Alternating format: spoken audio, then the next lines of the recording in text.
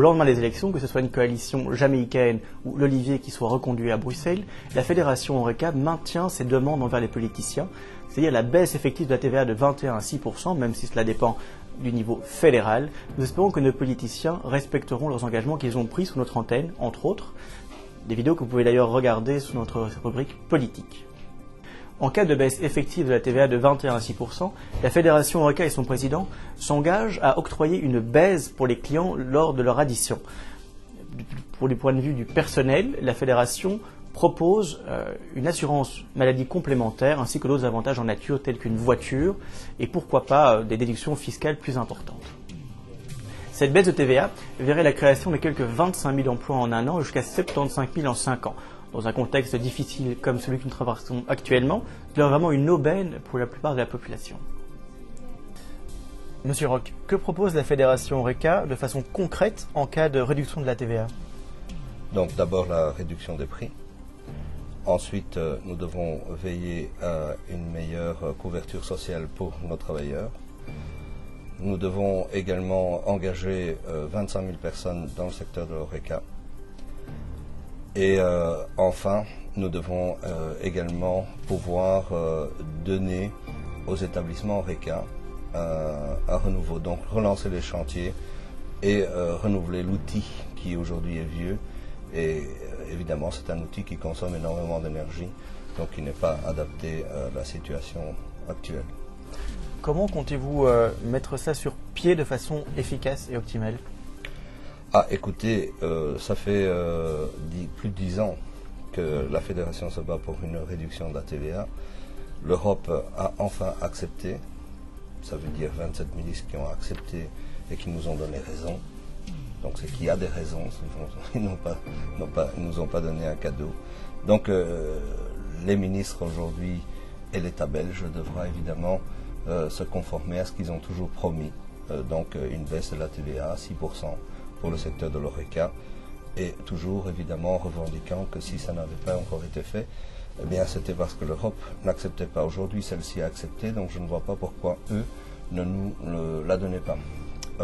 Évidemment, on voit déjà qu'ils pourraient très bien dire, suite à la crise, etc., on n'obtient pas la TVA. Bon, ça c'est évidemment des chansons. Donc la TVA, on doit l'obtenir. On doit créer évidemment des emplois, on doit diminuer le chômage en Belgique et surtout à Bruxelles où il est inacceptable d'avoir autant de chômeurs aujourd'hui dans cette capitale. Donc on est des gens qui savons que l'État doit avoir un budget équilibré, sinon évidemment ça ne va pas. Donc en engageant des gens en masse, il est évident que l'État va être gagnant. Et nous aussi, et nos établissements vont avoir évidemment une meilleure gestion et pour nos enfants, donc un outil propre. Comment vous comptez mettre en place l'engagement de 25 000 personnes en une année, en ces temps de crise justement? Mais écoutez, donc d'abord, il faut savoir que dans notre secteur, il y a 72 000 entreprises. 25 000 travailleurs dans 72 000 entreprises, c'est vraiment pas démesuré. Moi, je préférerais engager 75 000 personnes sur une période de 5 ans. Donc ça, c'est notre objectif, qui n'est pas celui de l'État, mais le nôtre, c'est celui-là. Et on l'a toujours dit et on continue à le dire.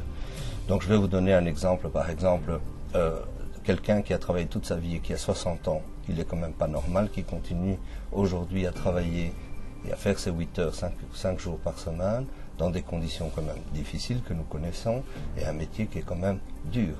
Alors qu'il y a des jeunes qui vont sortir de l'école hôtelière et qui vont aller au chômage. Donc moi je n'accepte pas ça. Autant prendre ces jeunes sous son aile. Cette personne aurait une formation pédagogique pour pouvoir donc continuer la formation de ces jeunes. Voilà comment on peut mettre déjà des gens au travail, dans le circuit du travail, et ainsi avoir également la possibilité de trouver plus facilement un emploi. Donc ça c'est déjà quelque chose, évidemment, également en diminuant ses charges, donc ça fait 12,4% donc de réduction, automatiquement on a quand même des marges pour pouvoir également investir. Et les bons éléments vont investir, les autres devront évidemment également être sanctionnés et certains devront évidemment partir. Donc le secteur de l'Horeca sera un secteur qui sera assaini, sera un secteur qui, comme toute entreprise, et aura une bonne gestion. Voilà comment on compte mettre les gens au travail. C'est tout.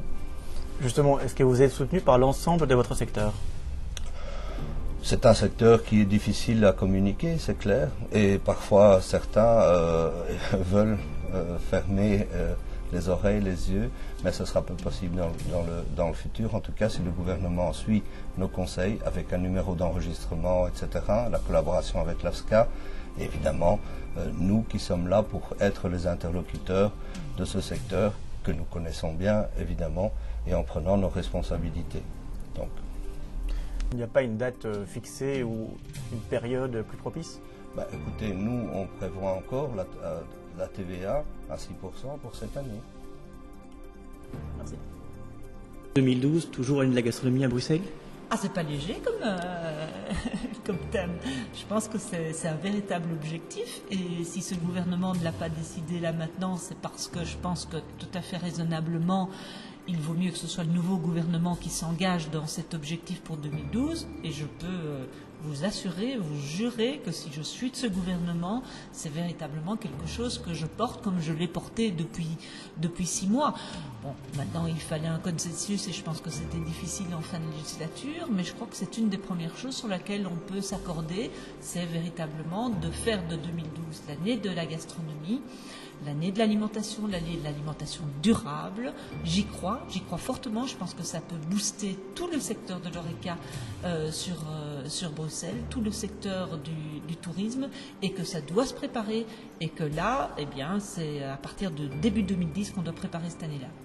Nous votons dimanche. Qu'avez-vous envie de faire passer au secteur ORECA comme idée? Pour dimanche Pour dimanche, je pense que je peux clairement dire que comme ministre du Tourisme, j'ai toujours été à l'écoute du secteur de l'ORECA, que j'ai toujours considéré que c'était un formidable secteur pour la création d'emplois et la création d'emplois pour nos jeunes Bruxellois. Que pour le tourisme, c'est aussi nos lettres de noblesse, parce que nous avons des restaurants, nous avons des cafés, nous avons des bars qui attirent véritablement les touristes et que nous sommes reconnus pour ça. Et donc, moi, je suis vraiment, comme bruxelloise depuis 50 ans, très très attachée justement à ce tissu de l'ORECA, mais également des commerces et des cafés de proximité, parce que je pense que c'est ça qui fait la vie d'une ville, c'est ça qui fait le cœur d'une ville, c'est ça qui fait qu'on s'y sent bien, et c'est ça aussi qui fait qu'on attire des touristes dans notre ville. Merci beaucoup.